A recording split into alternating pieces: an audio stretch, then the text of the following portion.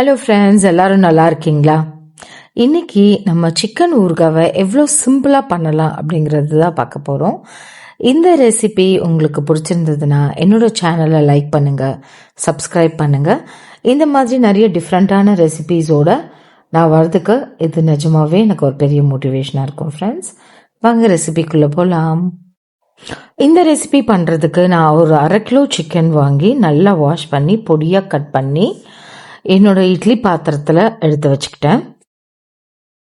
அதே இட்லி தட்டில் ஒரு பெரிய பீஸ் ஆஃப் இஞ்சி ஒரு 5 துண்டை கட் பண்ணி வச்சுக்கோங்க. அப்புறம் ஒரு 10 பூண்டு பல்லும் சேர்த்து வச்சுக்கோங்க. 1/2 கிலோ சிக்கனுக்கு நான் ஒரு 7 பச்சை மிளகா ஆட் பண்ணியிருக்கேன். நீங்களும் ஒரு 7 பச்சை மிளகா எடுத்து இந்த இட்லி பாத்திரத்திலே வச்சுருங்க. ஸோ இதை எல்லாமே ஒரு 15 நிமிஷத்துக்கு நம்ம வேக வைக்க போகிறோம். 15 நிமிஷம்ங்கிறது எனக்கு சிக்கன் வேகிற டைமுக்கு. ஸோ இன்கேஸ் உங்களுக்கு நீங்கள் சின்ன அடுப்பில் வைக்கிறீங்க, கேஸ் அடுப்பில் வைக்கிறீங்க அப்படின்னா கூட ஒரு 5 நிமிஷம் எடுக்கலாம். இப்போது இட்லி பாத்திரத்தை மூடி வச்சுருவோம். ஒரு 20 நிமிஷத்துக்கு அது வேகட்டும். ஒரு 20 நிமிஷம் கழித்து பார்த்தீங்கன்னா சிக்கன் நல்லா வெந்துருச்சு. ஸோ அதை இட்லி பாத்திரத்துலேருந்து எடுத்துட்டு ஒரு 5 நிமிஷம் ஃபேனுக்கு அடியில் ஆற வச்சுக்கலாம். இது சிக்கன் ஆறிட்டு இருக்கும்போது நம்ம ஊறுகாய் மசாலா பண்ணிடலாம். அதுக்கு ஒரு பேனில் 2 ஸ்பூன் மல்லி விதை ஆட் பண்ணிக்கோங்க. கூட 1/2 ஸ்பூன் வெந்தயம் ஆட் பண்ணிக்கோங்க. ஸ்பூன் கடுகு ஆட் பண்ணிக்கோங்க. இது கூட 1/2 ஸ்பூன் பெருஞ்சீரகம் ஆட் பண்ணிக்கோங்க. இதுக்கப்புறம் இந்த மசாலா ஐட்டம்ஸ் எல்லாம் ஒரு 2 நிமிஷத்துக்கு நல்லா வருங்க. அப்புறம் அதில் ஒரு 4 ஏலக்காய் ஆட் பண்ணிக்கோங்க. இது கூட 2 ஸ்டார் அனீஸ் ஆட் பண்ணிக்கோங்க. கூடவே ஒரு 10 கிராம்பு ஆட் பண்ணிக்கோங்க. அது கூடயே 2 பட்டை ஆட் பண்ணிக்கோங்க. இப்போ இந்த ஸ்பைசஸ் எல்லாத்தையும் நல்லா வறுத்துருங்க. ஒரு 2 நிமிஷத்துக்கு நீங்கள் வறுத்தீங்கன்னா நல்லா வீடே மணக்குங்க.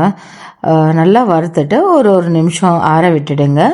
அதுக்கப்புறம் இந்த மசாலாஸ் எல்லாத்தையும் ஒரு ட்ரை மிக்சி ஜாரில் ஆட் பண்ணிட்டு ட்ரை கிரைண்ட் பண்ணி எடுத்துக்கலாம்.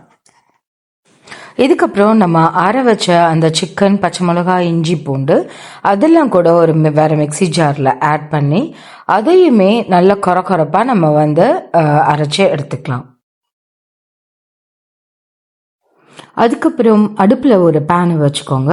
அதில் ஒரு 6-7 ஸ்பூனுக்கு எண்ணெய் விட்டுக்கோங்க. கொஞ்சம் தாராளமாகவே நீங்கள் எண்ணெய் ஆட் பண்ணிக்கோங்க. லேசாக எண்ணெய் சூடு ஆகும்போதே நம்ம அரைச்சி வச்சுருக்க அந்த சிக்கன் ஆட் பண்ணிக்கோங்க. ஆட் பண்ணி அது நல்லா கொஞ்சம் வதக்க ஆரம்பிங்க. அது கொஞ்சம் தெறிக்க ஆரம்பிக்கும். அதனால கொஞ்சம் சிம்லேயே அடுப்பை வச்சுக்கோங்க. அந்த சிக்கன் எல்லாம் எடுத்ததுக்கப்புறம் அந்த மிக்சி ஜார்லேயே ஒரு 2 ஸ்பூனுக்கு தண்ணி ஆட் பண்ணி அதையுமே கூட கலந்துக்கோங்க. இதில் நல்லா வதக்குனதுக்கப்புறம் ஒரு 2 ஸ்பூன் உப்பு ஆட் பண்ணிக்கோங்க. அப்புறம் 1 ஸ்பூன் மஞ்சத்தூள் ஆட் பண்ணிக்கோங்க. இது கூட 2 ஸ்பூன் வெறும் மிளகாய் தூள் ஆட் பண்ணிக்கோங்க. ஆல்ரெடி நம்ம பச்சை மிளகாய் போட்டு அரைச்சி தான் இந்த சிக்கன் ஆட் பண்ணி வச்சுருக்கோம். ஸோ காரம் உங்களுக்கு தேவைக்கு ஏற்ற மாதிரி ஆட் பண்ணிக்கோங்க. நான் இங்கே 2 ஸ்பூன் ஆட் பண்ணிக்கிறேன். அதை ஆட் பண்ணி விட்டதுக்கப்புறம் கொஞ்சம் பொறுமையாக இது எல்லாத்தையுமே இந்த மசாலாவை அந்த சிக்கனோட கொஞ்சம் நல்லா வதக்குங்க. ஸோ தட் அது எல்லாமே நல்லா மிக்ஸ் ஆகிருக்கட்டும். இந்த பச்சை வாசனை போகிற வரைக்குமே இது கொஞ்சம் நல்லா வதங்கணும். நல்லா வதங்கி முடிச்சதுக்கப்புறம் ஒரு மூடியை போட்டு ஒரு நிமிஷம் மூடி போட்டு வைங்க. அப்புறம் அதை எடுத்து பார்த்தீங்கன்னா உங்களுக்கு நல்லாவே இந்த கலரில் டிஃப்ரென்ஸ் தெரியும். அது நல்லா வெந்து சிக்கன் எல்லாம் நல்லா அந்த மசாலாவோட வெந்து அந்த எண்ணெய் எல்லாத்தையுமே ஆல்மோஸ்ட் இந்த சிக்கன் குடிச்சிருக்கும். ஸோ அதனால் உங்களுக்கு எண்ணெய் பிரிஞ்சு வர மாதிரி இருக்காது, நம்ம யூஸ்வலாக பண்ணுற ஊறுகாய் மாதிரி. பட் நல்லாவே உங்களுக்கு நல்ல வாசனை இருக்கும், நல்ல டிஃப்ரென்ஸ் தெரியும். இந்த சிக்கன் நல்லா ரெடியானது.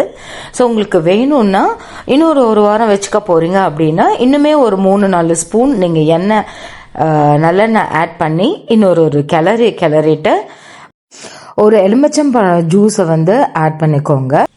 லெமன் ஜூஸ் ஆட் பண்ணதுக்கு அப்புறமாட்ட நம்ம அரைச்சி வச்சிருக்க ஊறுகாய் மசாலாவில் 1 ஸ்பூன் ஆட் பண்ணிக்கோங்க.